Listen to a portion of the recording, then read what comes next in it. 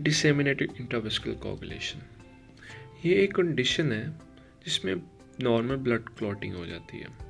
इसमें क्या होता है कि हमारे जो कोगुलेशन पाथवे होते हैं वो डिस्टर्ब हो जाते हैं, जिसकी वजह से एक्सेसिव कोगुलेशन होती है और थ्रोम्बाई और एम्बुलाई बनते हैं, जिसकी वजह से ऑर्गन इस्कीमिया हो जाता है।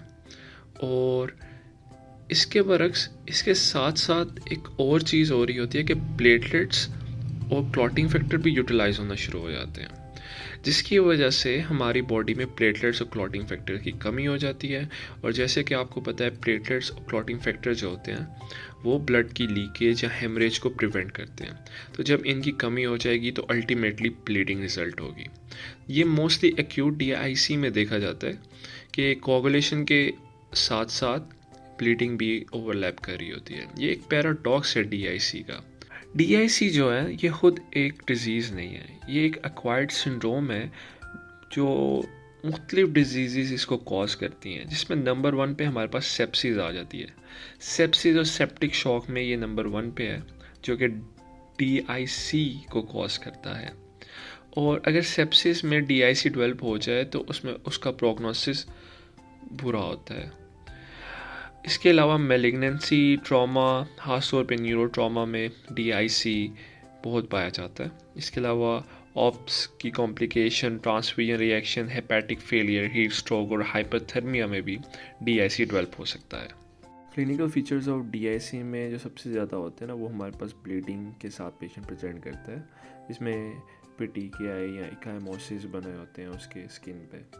इसके अलावा रीनल डिस्फंक्शन, RFTT रेंज होंगे, हेपेटिक डिस्फंक्शन, LFTT रेंज होंगे, रेस्पिरेटरी डिस्फंक्शन हो सकता है, पेशेंट शॉक में जा सकता है। इसके अलावा CNS का डिस्फंक्शन भी हो सकता है इस सिचुएशन में। प्री DIC को डायग्नोस करने के लिए कोई क्राइटेरिया नहीं है, लेकिन देखा गया है कि जिन पेशेंट में DIC डेवलप होता है उसका DIC डेवलप होने से पहले जो लैब फाइंडिंग्स होती हैं उसमें INR इंक्रीज़ हुआ होता है, प्रोटीन C और एंटीथ्रोमिन डिक्रीज़ हुआ होता है।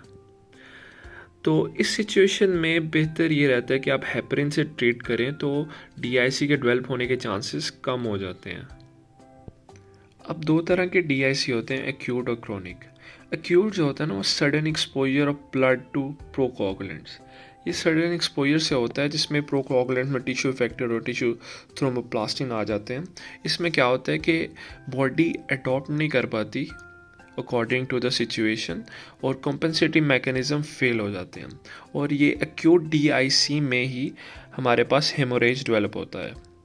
और क्रोनिक DIC में क्या होता है कि कॉन्टीन्यूस एक्सपोजर हो रहा होता है बॉडी का ब्लड का टू द टिश्यू फैक्टर्स, और कॉम्पनसेशन इसमें हमारे पास साथ साथ चल रही होती है, जिसकी वजह से लैब फाइंडिंग्स भी जो होती है ना क्रोनिक DIC में, वो भी इतनी ज़्यादा डिरेंज नहीं होती। और ये देखा गया है कि मोस्टली ये जो एसोसिएटेड होती है ना क्रोनिक DIC, ये सॉलिड ट्यूमर्स के साथ होती है और ये लार्ज एओर्टिक एन्यूरिज्म के साथ होती है। और ये एक लिस्ट है जिसमें DIC एक्यूट और क्रोनिक की डिफरेंट एग्जांपल दी हुई है। मेडिकली अगर एक्यूट DIC डेवलप हो रहा है तो septicaemia, hepatic failure, allergic reaction वगैरह, ट्रांसप्लांटेशन वगैरह भी हो सकते हैं। और क्रोनिक DIC अगर मेडिकल कंडीशन की वजह से डेवलप हो रहा है तो इसमें ज़्यादा ट्यूमर्स और सिरोसिस और एलर्जिक रिएक्शन जो क्रोनिक डिजीज़ होती हैं, जिसमें ल्यूकीमिया वगैरह भी आ जाता है, उसकी वजह से डेवलप हो रहा होता है। और जो सर्जिकल डिजीज़ हैं, इसमें हमारे पास एक्यूट DIC के डेवलप होने के चांसेस पॉलीट्रॉमा में बहुत ज़्यादा होते हैं, कोई ऑपरेशन के बाद ब्रेन इंजरी वगैरह या थर्मल इंजरी वगैरह। और chronic DIC organ transplantation, aortic aneurysm और वेस्कुलर ट्यूमर्स में ज़्यादा होता है। लैब फाइंडिंग्स में देखें तो प्लेटलेट्स और फाइब्रोनोजन डिक्रीज़ हो रहा होता है और PT और PTT इंक्रीज़ हो रहा होता है due to low circulating coagulation factors. और इसके अलावा D डायमर्स भी इंक्रीज़ हो जाता है क्योंकि फाइब्रिन की डिग्रेडेशन भी होने, जो इतने क्लॉट्स बन रहे हैं उसमें से कुछ तो टूटेंगे।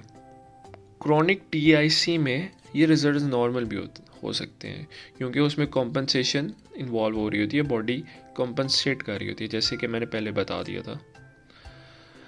अब हम देखते हैं कि DIC को की स्कोरिंग कैसे करते हैं। इसका भी एक फार्मूला है जो हमें बताती है कि DIC स्वेयर, मॉडरेट या माइल्ड है, उस हिसाब से आप उसके ट्रीटमेंट और उसकी प्रोग्नोसिस का पता लगा सकते हैं। अच्छा, DIC को डायग्नोस करने का एल्गोरिदम ये है कि सबसे पहले आपने देखना है कि जो डिज़ीज़ पेशेंट को है क्या वो वाकई DIC से एसोसिएटेड है कि नहीं। अगर नहीं है तो आपने DIC नहीं सोचना, अगर है तो आपने नेक्स्ट स्टेप पे चले जाना है, जिसमें आपने उसकी पेशेंट की लैब्स करवानी है। Platelet count, PT, fibrinogen, soluble fibrin monomers और फाइब्रिन डिग्रेडेशन प्रोडक्ट्स वगैरह उसमें आ जाते हैं। और अब तीसरा स्टेप ये है कि आपने असेस करना है कोगुलेशन टेस्ट के रिज़ल्ट्स को। और अगर ये रिज़ल्ट प्लेटलेट काउंट 100 से ज़्यादा तो 0 देंगे, 100 से कम है और 50 से ज़्यादा है तो हम 1 देंगे, अगर 50 से भी कम है तो हम उसको 2 पॉइंट्स देंगे।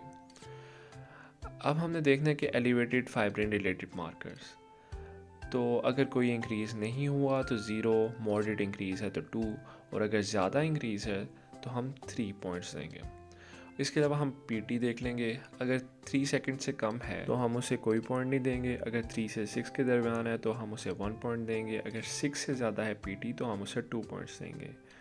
अब आखिरी जो है वो है फाइब्रिनोजन लेवल, अगर 1 ग्राम पर लीटर से ज़्यादा है तो 0 पॉइंट देंगे, अगर 1 ग्राम पर लीटर से कम है तो हम उसको 1 पॉइंट देंगे।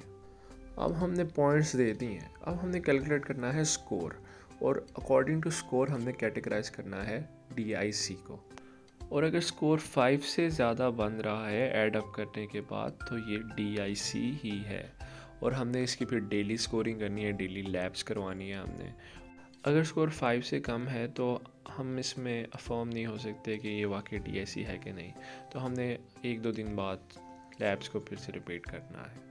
अच्छा, ट्रीटमेंट ऑफ DIC में हमारे पास जो सबसे मेन ट्रीटमेंट है वो अंडरलाइंग डिजीज़ को ट्रीट करना है। जब आप इस डिजीज़ को ट्रीट करते हैं तो जो DIC डेवलप हुआ होता है वो ऑटोमेटिकली ख़त्म होना शुरू हो जाता है। इसके अलावा हम प्लेटलेट ट्रांसफ्यूज़ भी करा सकते हैं कि जब हमें प्लेटलेट ट्रांसफ्यूज़ कराने की इंडिकेशन मिल जाए, जो कि थ्रोम्बोसाइटोपिनिया होता है, और इसमें ब्लीडिंग जब हो रही हो तब हम प्लेटलेट्स ट्रांसफ्यूज़ भी करा सकते हैं। लेकिन लो platelets without bleeding is not an indication of platelet transfusion। और हेपरिन भी हम दे सकते हैं क्योंकि ये जो होती है ना इनहिबिट करती है एक्टिवेशन ऑफ कोगुलेशन को, और स्पेसिफिकली सेप्सिस और इस तरह की और जो कॉजेज़ होती हैं उनमें ये बहुत अहम किरदार अदा कर सकती है।